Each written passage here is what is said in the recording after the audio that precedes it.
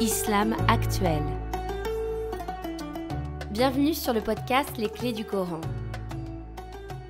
La tentation humaine de ne retenir de la religion que ce qui arrange. Nombreux sont ceux qui, parmi les enfants d'Israël, n'ont pas tenu leurs engagements, qui ont suivi le discours des rabbins plus que la parole de Dieu, qui ont négligé les plus faibles. Coran sourate 2, signe 83. Rappelle-toi, lorsque nous avons pris l'engagement des enfants d'Israël de n'adorer que Dieu, de faire le bien envers les pères, les mères, les proches parents, les orphelins et les nécessiteux, d'avoir de bonnes paroles envers les gens, de faire régulièrement la prière et de donner la zaka. Mais à l'exception d'un petit nombre d'entre vous, vous avez manqué à vos engagements en vous détournant de nos commandements. وَإِذْ أَخَذْنَا مِيثَاقَ بَنِي إِسْرَائِيلَ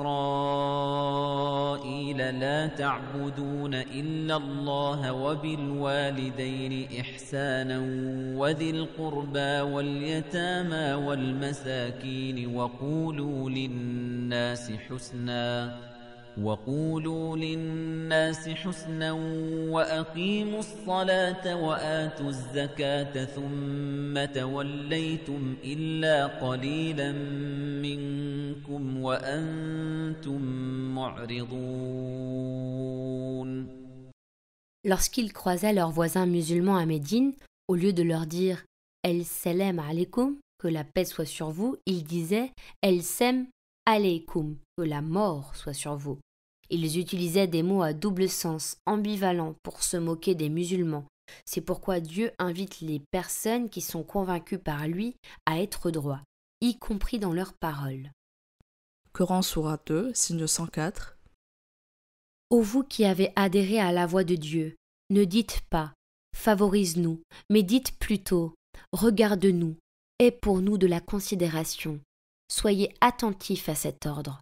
Un châtiment douloureux est réservé à ceux qui sont dans le déni de Dieu. يا أيها الذين آمنوا لا تقولوا راعنا وقولوا انظرنا واسمعوا وللكافرين عذاب أليم.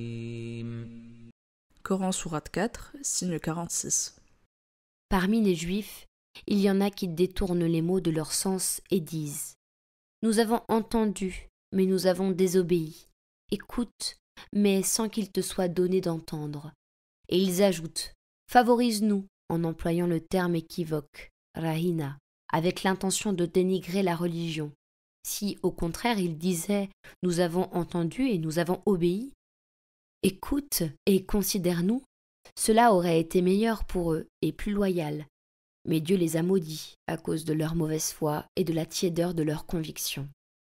من الذين هادوا يحرفون الكلم عن مواضعه ويقولون سمعنا وعصينا واسمع غير مسمع وراعنا ليا بألسنتهم وطعنا في الدين ولو أنهم قالوا سمعنا وأطعنا واسمع وانظرنا لكان خيرا لهم وأقوم ولكن لعنهم الله بكفرهم فلا يؤمنون إلا قليلا. Ils n'ont cessé de dévier. Par exemple, au lieu de donner la zaka, ils pratiquaient riba, le prêt usurier. Au lieu d'agir pour la paix sociale, ils commettaient des injustices et s'entretuaient. Coran sourate 2, signes 84 et 85. Et rappelez-vous lorsque nous avons obtenu de vous l'engagement de ne pas verser le sang par le meurtre, de ne pas vous expulser les uns les autres de vos maisons, et vous y avez souscrit avec votre propre témoignage. Or voilà que vous vous entretuez, que vous chassez de leur maison une partie d'entre vous, en vous liguant injustement contre eux pour les accabler d'abus et d'oppression. Mais quelle contradiction! Si vos coreligionnaires tombent en captivité, vous les rançonnez alors qu'il vous était interdit de les expulser de chez eux. Adhérez-vous donc à une partie du livre et en rejetez-vous le reste? Ceux d'entre vous qui agissent ainsi ne méritent que le déshonneur dans cette vie, et au jour de la résurrection, Ils seront rejetés vers le plus dur châtiment, et Dieu n'est pas inattentif à ce que vous faites. وَإِذْ أَخَذْنَا مِيثَاقَكُمْ وَرَفَعْنَا فَوْقَكُمُ الطُّورَ خُذُوا مَا آتَيْنَاكُمْ بِقُوَّةٍ وَاذْكُرُوا مَا فِيهِ لَعَلَّكُمْ تَتَّقُونَ.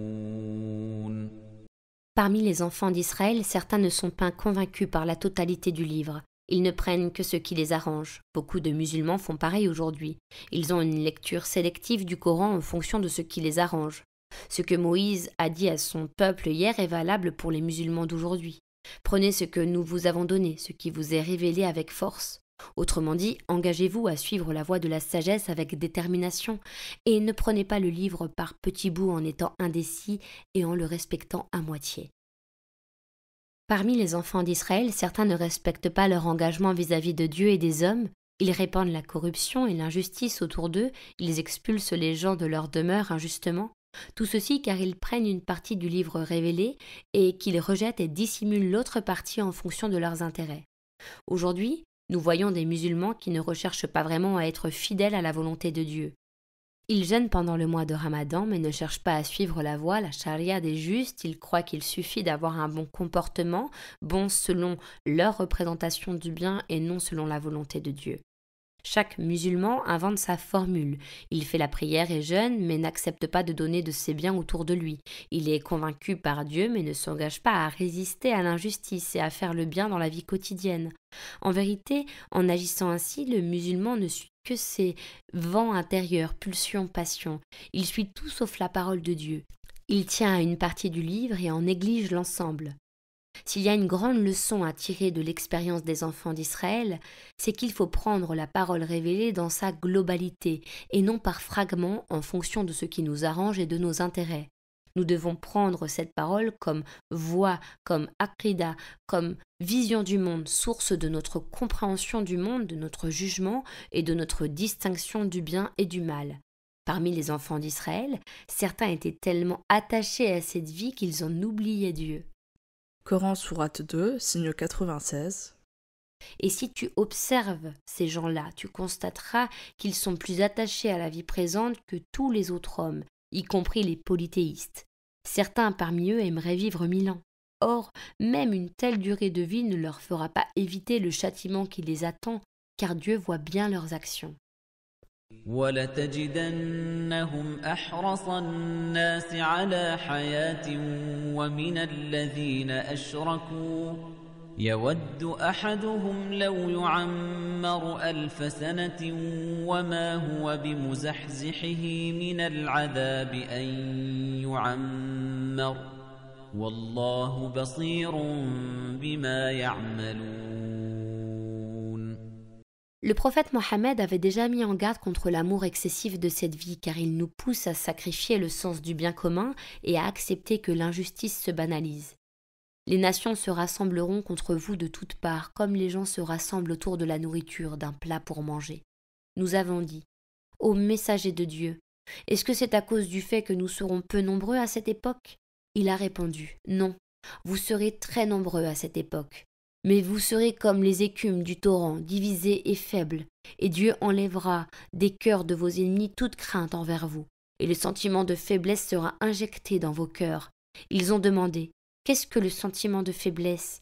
Il a répondu, l'amour excessif de cette vie et la répulsion pour la mort. Pour nous préserver de l'amour excessif de ce monde, il n'y a qu'une solution, purifier nos sentiments et nos idées grâce à la sagesse du livre. Merci de ta confiance. On reste en contact ? Tu veux accéder à plus de ressources pertinentes et participer au projet ? Rends-toi sur islamactuel.org et Facebook, Instagram, YouTube et les plateformes de podcast.